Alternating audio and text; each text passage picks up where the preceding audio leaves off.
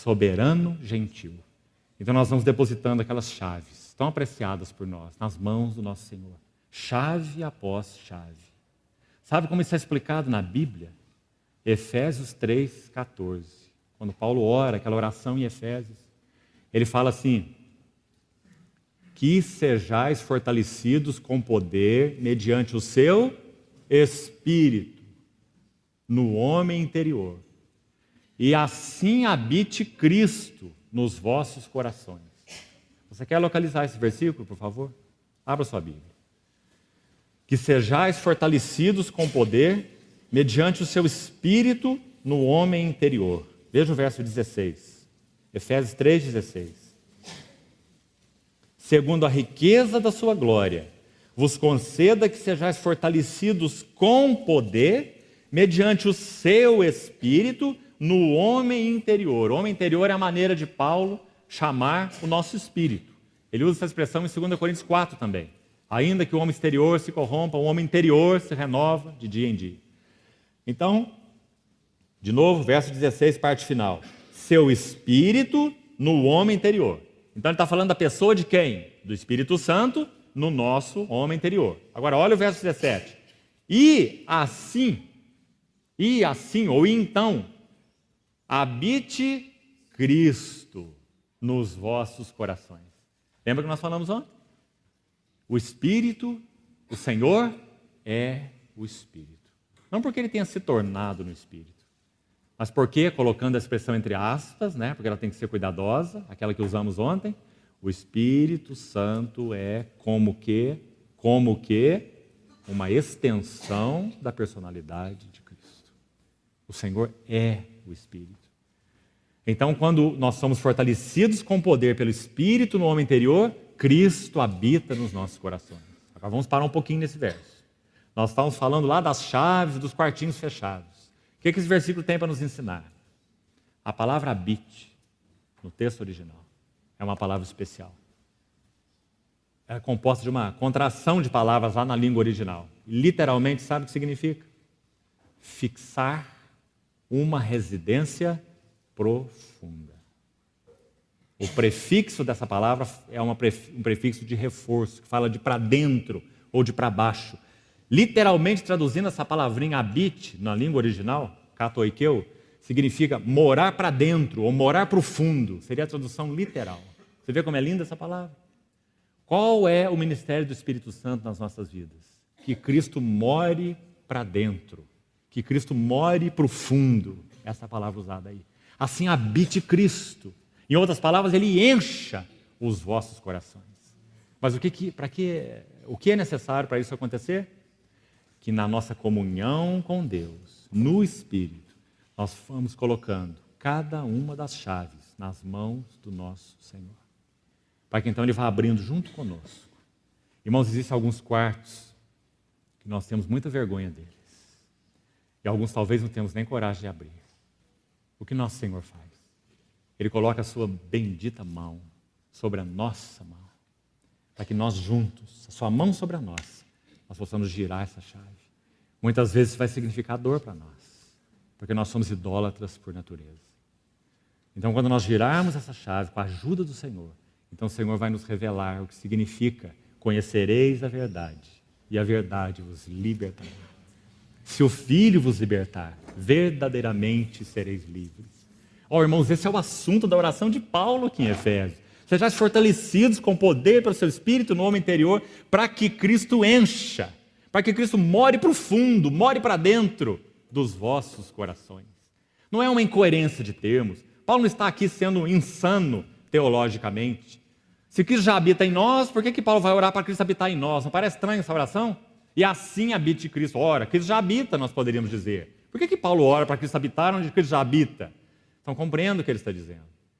Ele está dizendo que o bendito Espírito Santo veio para que cada uma dessas chaves sejam entregues a Ele e para que Cristo, usando outra palavra então, assuma pleno governo de nossas vidas. E agora, às 9h35, na hora de terminar, nós vamos entrar no nosso assunto de hoje. Então, você tem um pouco de paciência. Nós vamos citar 4 marcas para os irmãos do que é ser espiritual e do que é ser carnal. Mas, irmãos, penso que era extremamente necessário que nós fizéssemos essa introdução primeiro, para manter essas coisas bem equilibradas. E nós não irmos para nenhum caminho, vamos pôr de novo aqui, entre aspas, místicos, em algo que realmente não confere com aquilo que o Senhor quer nos ensinar pela sua palavra, sobre esse assunto de ser espiritual e de ser carnal. Então vamos, por favor, a 1 Coríntios capítulo 3. Vamos ler os 3 primeiros versículos e vou buscar ser bem objetivo com os irmãos para que não seja cansativo demais para nós. Vamos citar 4 marcas, em especial, do que significa ser espiritual em contraste com o que significa ser carnal. 1 Coríntios capítulo 3.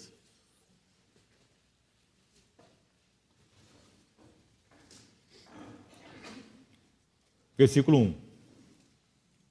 Eu, porém, irmãos, não vos pude falar como a espirituais, e sim como a carnais, como a crianças em Cristo. Leite vos dei a beber, não vos dei alimento sólido, porque ainda não podíeis suportá-lo, nem ainda agora podeis, porque ainda sois carnais. Porquanto, então ele está explicando por que eles eram carnais. Porquanto, havendo entre vós ciúmes e contendas, não é assim que sois carnais e andais segundo o homem? Quando, pois, alguém diz, eu sou de Paulo, e outro, eu de Apolo, não é evidente que, e aqui há de novo uma expressão, não colocada em todas as versões, não é evidente que, repetindo então, sois carnais, pela 4ª vez, e andais segundo os homens? Então, em 4 versículos, Paulo cita 4 vezes que esses cristãos coríntios eram carnais. Agora, então, uma primeira coisa importante aqui de reconhecermos. Algo que frequentemente nos soa bastante duvidoso. Há alguma diferença entre ser espiritual e ser maduro? Mas será que nós responderíamos isso pela Bíblia? Ser maduro espiritualmente é igual a ser espiritual? Não necessariamente. Ser espiritual, segundo a Bíblia, significa, para definir em uma frase, conhecer o governo do Espírito Santo. Isso é ser espiritual. Isso significa que se alguém nascido de novo há poucos meses, mas tem aprendido a ser fiel à luz que ele já tem alcançado do Senhor, então ele está andando de forma espiritual à luz que ele tem recebido, mesmo que ele tenha meses de conversão. Ele está vivendo uma vida genuinamente espiritual. Por quê? Porque ele está respondendo à luz que ele tem alcançado do Senhor. Princípio de Filipenses 3, 16 e 17. Todavia, andemos cada um de nós conforme a luz que temos alcançado. Então isso é ser espiritual e andar segundo o Espírito. Reconhecer o governo de Cristo e andar segundo a luz que temos recebido do Senhor, porque a luz é a medida da nossa responsabilidade espiritual. O Senhor irá julgar cada um de nós no seu tribunal vindouro, esse juízo familiar do tribunal de Cristo, 2 Coríntios 5,10, baseado na luz que cada um de nós tem alcançado. Então, ser espiritual não é necessariamente ser maduro, mas ser espiritual é conhecer o governo do Espírito. Vamos estabelecer essa diferença. Agora, como nós poderíamos colocar essas duas coisas juntas agora? O ser espiritual e ser maduro. Quanto mais nós respondermos às demandas do Espírito, reconhecendo o governo do Espírito, respondendo à luz que Ele nos tem dado, mais a nossa amplitude, a nossa medida espiritual vai se alargando. O que é necessário para isso? Vamos citar aqui pelo menos 3 coisas. Primeiro, reconhecer o ensino da unção. João diz em 1 Coríntios 2 assim, todos vós recebestes unção que vem do Santo, e todos têm desconhecimento. E o que essa unção vai nos ensinar? Ela é verdadeira, não é falsa, diz João, permanece em nós. Por que João reforça isso? Permanece em nós. O que essa unção vai nos ensinar? Sobretudo, a permanecer em Cristo. João capítulo 15. Permanecer no seu amor.